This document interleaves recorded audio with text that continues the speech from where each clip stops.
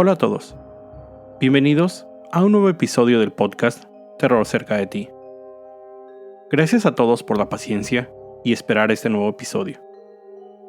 Tuve la fortuna de tomarme un par de semanas de vacaciones, en las que regresé a la Ciudad de México después de casi 3 años sin visitar. Asimismo, pude ir al rancho de Guanajuato, donde se originó el relato de Bailando con el Diablo, episodio 5. Y también visité Cholula y Puebla. Pronto episodios con leyendas de estos increíbles lugares. Finalmente, no olviden seguirme en mis redes sociales, @terrorcerca, en Twitter, Facebook e Instagram, donde publico contenido adicional a los episodios. Y es ahí donde pueden hacerme llegar sus recomendaciones o historias, así como al correo terrorcercadeti@gmail.com. Ahora sí, la historia de esta semana fue una recomendación de Paulina, quien me sugirió ver el documental de Netflix Don't Fuck with Cats. Vi este documental y la historia me impactó, así que decidí ir un paso más allá, investigar un poco más sobre el caso, y aquí el relato. En el 2010, un video llamado One Boy, Two Kittens, o Un niño y dos gatitos, fue publicado en internet, en YouTube, donde se podía ver a un joven, quien usaba una sudadera. Del joven solo se podían ver algunos rastros, pero sin poder distinguir claramente su rostro. En el video, el joven juguetea con 2 gatitos que tenía sobre una cama, para posteriormente introducirlos a una bolsa de plástico y con una aspiradora sacar todo el aire de ahí, hasta asfixiar a los pequeños felinos. Este video se volvió viral rápidamente, causando gran indignación, y diversos grupos de Facebook se dieron a la tarea de analizar el video cuadro por cuadro, revisando cada uno de los más mínimos detalles que les pudieran ayudar a identificar al joven. Un grupo de Facebook en especial, que se dieron a esta tarea, creció rápidamente, llegando a tener miles de participantes en muy poco tiempo. Los miembros de este grupo, investigadores amateur, dedicaron horas y horas a ver todos los objetos que pudieran identificar, que les dieran alguna pista de dónde había sido grabado el video o quién estaba detrás de él. Algunas de las pistas que identificaron hacían suponer que el video había sido grabado en algún lugar de Norteamérica, México, Estados Unidos o Canadá. Entraron al perfil del usuario que había creado el video en YouTube y en sus likes encontraron un link a la película Catch Me If You Can, Atrápame si puedes, con Leonardo DiCaprio, en la que un estafador escapa del FBI. Ahora, regresando al video, también se lograban escuchar algunas otras voces en el fondo, las cuales identificaron que eran en ruso, lo que hizo pensar, en algún momento, a los usuarios del grupo que el video podía haber sido grabado en Rusia también. Pero al continuar analizando el video, descubrieron que el diálogo procedía, pero hasta llegar y escuchar un clic. Era una grabación solamente. Esto no hizo más que hacer notar que la persona detrás de este video sabía lo que estaba haciendo y se dedicó a producir pistas falsas. Al mismo tiempo, algunos de los miembros del grupo comenzaban a notar actividades extrañas y hasta un punto descaradas de algunos de los miembros del grupo, como postear imágenes con el rostro cubierto del joven posando con los cadáveres de los animales. Esto no hizo más que confirmar que el culpable, quien estaba detrás de este video, había encontrado estos grupos y se había integrado a ellos con un perfil falso o con varios perfiles. Esto ponía en riesgo cualquiera de sus hallazgos. Uno de estos perfiles falsos tenía como imagen la de un joven con un gorro de Santa Claus. Este joven mantenía cierta similitud con quien salía en el video. Este perfil era el que había posteado las imágenes de los cadáveres de los animales.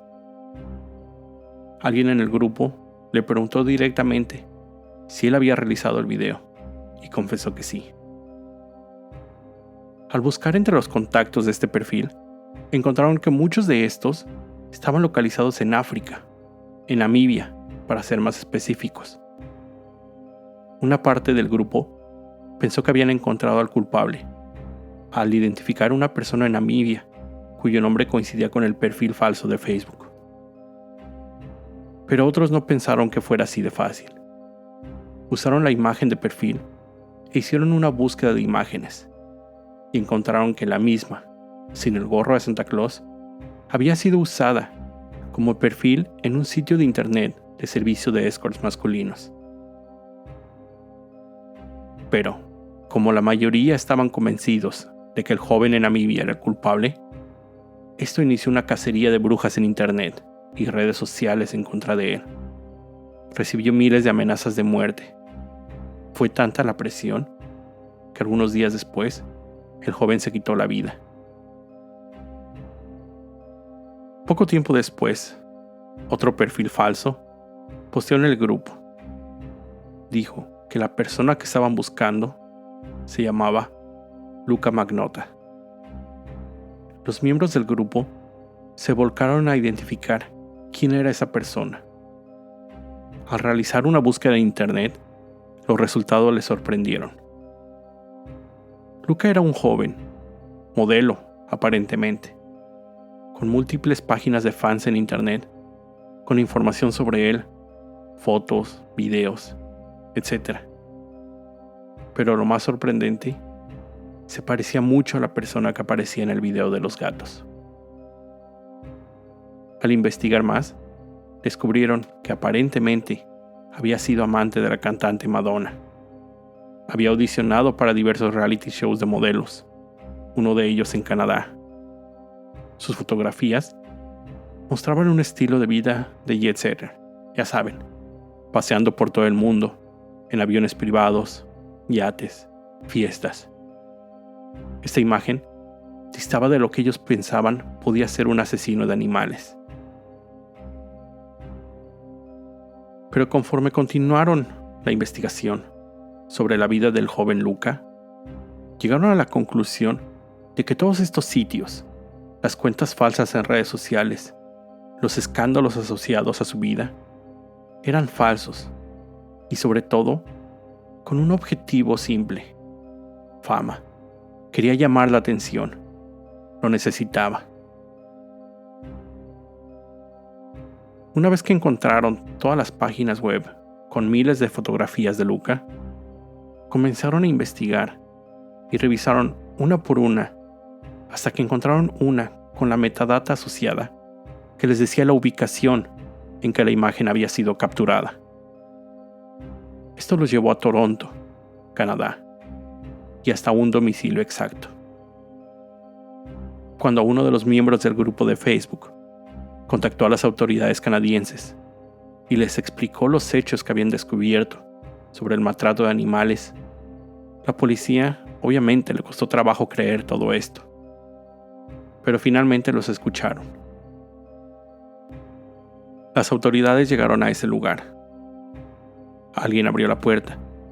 Esa persona identificó a Luca, pero les dijo que se había mudado a Rusia.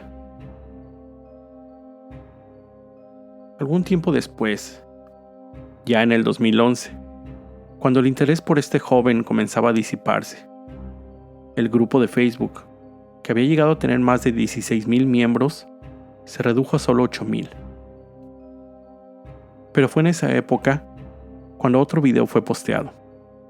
En esta ocasión, se podía ver que el joven se encontraba en un baño y había atado a otro gatito con cinta adhesiva al extremo de un palo de escoba o trapeador, del que no podía moverse.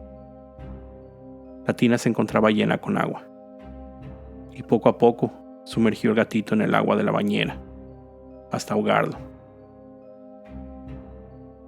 Y tan solo unas horas después, un tercer video apareció en las redes. En esta ocasión, el mismo joven jugueteaba con otro gatito en la cama. Conforme pasan los minutos, se puede apreciar que debajo de la almohada se encontraba una boa. El reptil poco a poco se acerca, hasta que termina devorando al pequeño gato.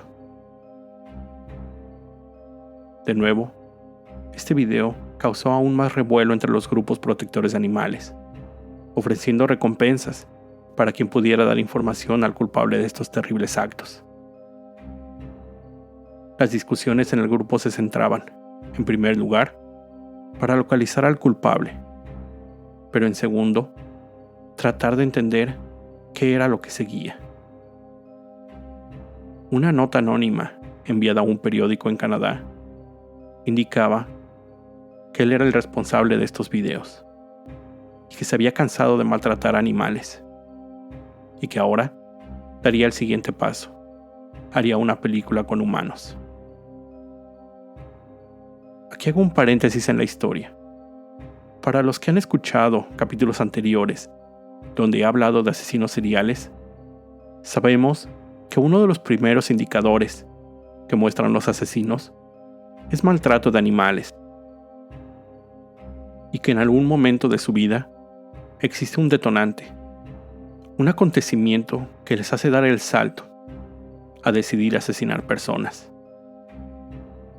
En el caso de esta historia, es obvio el maltrato de animales. Pero, ¿cuál sería el detonante? Posiblemente la persecución digital llevada a cabo por los miembros del grupo. ¿Ellos le dieron la excusa que necesitaba? Pasó cierto tiempo sin ninguna novedad. Pero, después, un video confirmó los peores terrores. Un nuevo video comenzó a circular en internet, llamado Un lunático y un picahielos. En este, se podía ver en una habitación había una cama, un póster de la película Casablanca en la pared y a un joven, presuntamente el mismo de los videos anteriores. Pero ahora había otra persona, otro joven también, pero él se encontraba atado. El primero procedió a apuñalar en múltiples ocasiones a su víctima, con lo que aparentaba ser un picahielos. Encontré algunos artículos en línea que mencionaban que en la versión completa del video se podía ver el desmembramiento del cadáver y hasta actos sexuales con este. El grupo de Facebook se dedicó a seguir noticias en Canadá que hablaran de personas desaparecidas o asesinatos para tratar de identificar a la víctima. Unos días después, en Montreal, una maleta abandonada fue encontrada en la parte posterior de un edificio. Lo que parecían ser gusanos saliendo de ella y muchas moscas había llamado la atención de una persona, quien la abrió y llamó a las autoridades inmediatamente. Al llegar, encontraron el torso de un cuerpo apuñalado en múltiples ocasiones dentro de la maleta. Además de esta, en el lugar, se encontraron múltiples bolsas de basura con diversos objetos: ropa, una playera amarilla, una botella de vino vacía, un póster arrugado, papeles. Estos papeles incluían un recibo de farmacia y la copia de una licencia a manejar, bajo el nombre Luca Magnotta.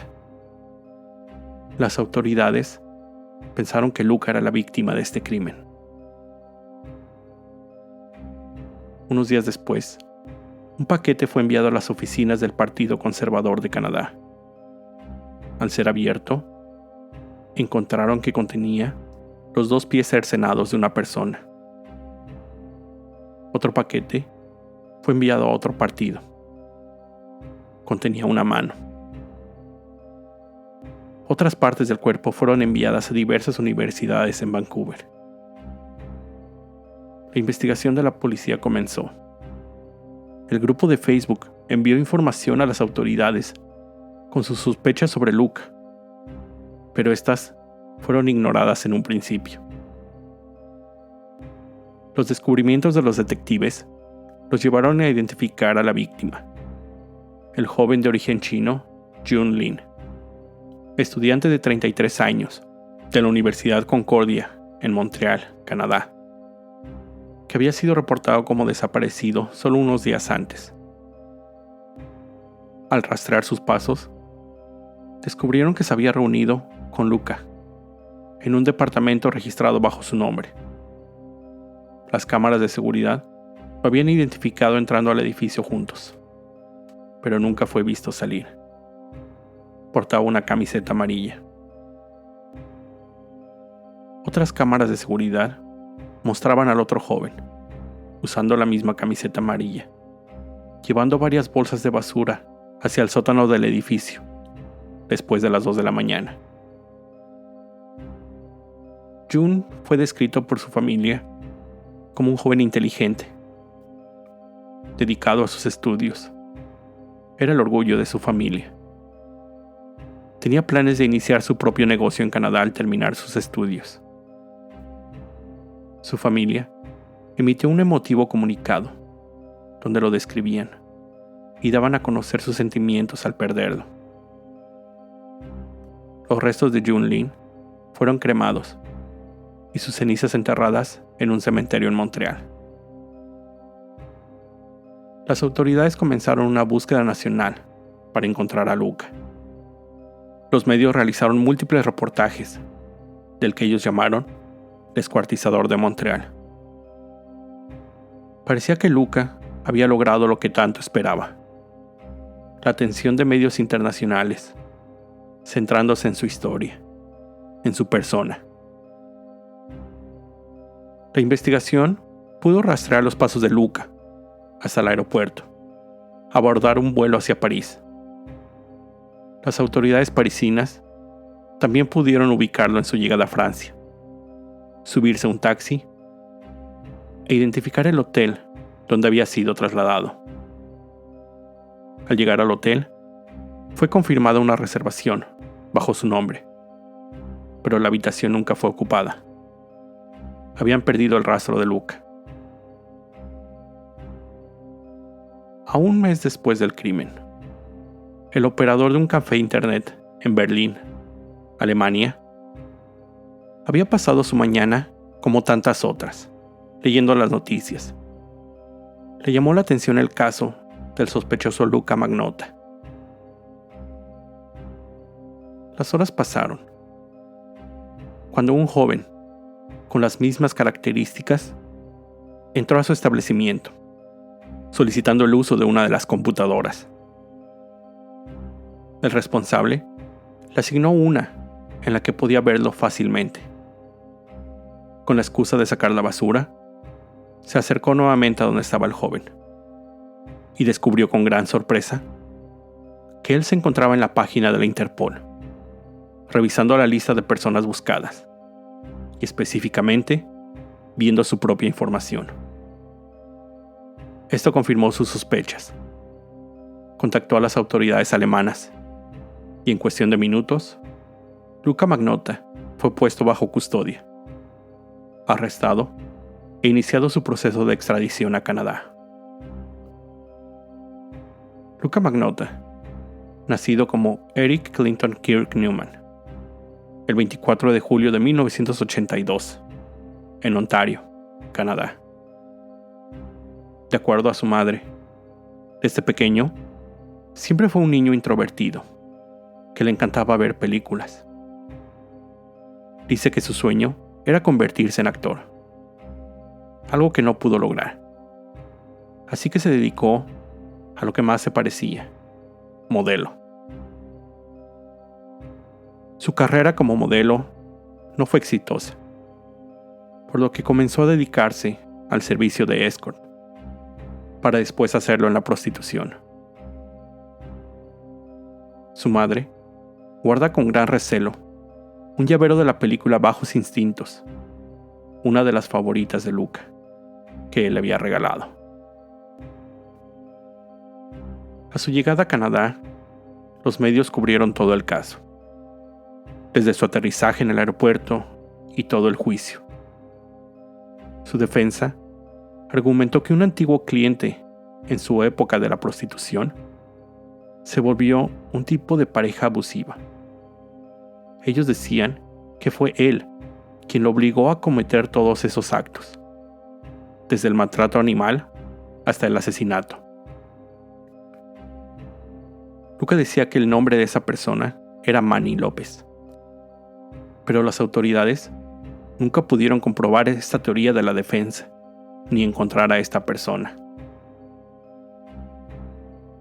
Como nota adicional, en la película Bajos Instintos, esta abre con la escena del asesinato de un hombre atado, que es apuñalado con un picahielos en múltiples ocasiones. También, el personaje principal, interpretado por Sharon Stone,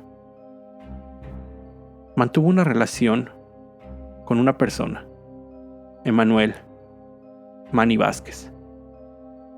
La escena más famosa de esta película, cuando Sharon Stone es interrogada por la policía, pide un cigarro y cruza las piernas, fue replicada por Luca mientras se encontraba detenido.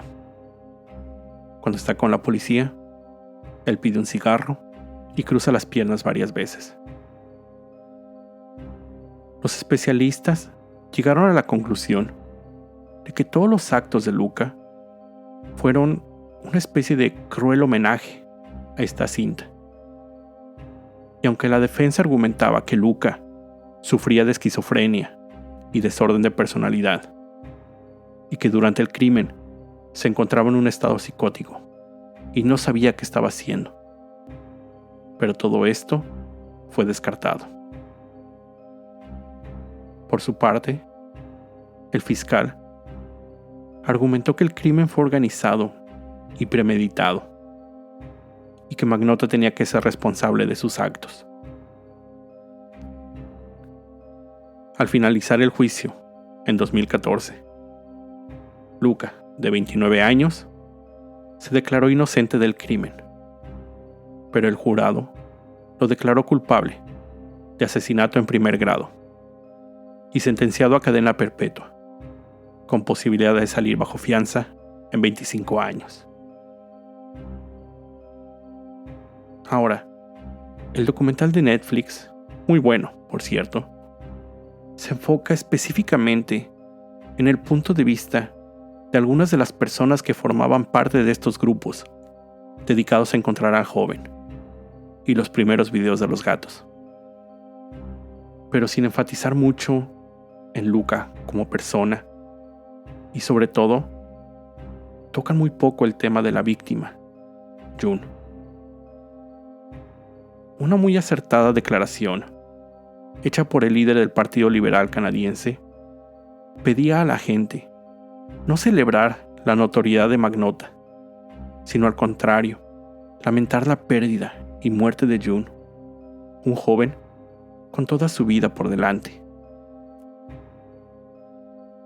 Un tema que también es mencionado durante el documental y me pareció muy adecuado fue ¿hasta qué punto Magnotta fue empujado a cometer esos crímenes por la atención que estaba recibiendo por parte de este grupo de Facebook? Si estos no le hubieran dedicado tanto tiempo, si no hubiera recibido esa atención, ¿habría seguido con sus crímenes? Como siempre, esto nunca lo sabremos. Con esto llego al final de este episodio. Te recuerdo estar alerta de todo lo que pasa a tu alrededor, ya que el terror está donde menos te lo esperas.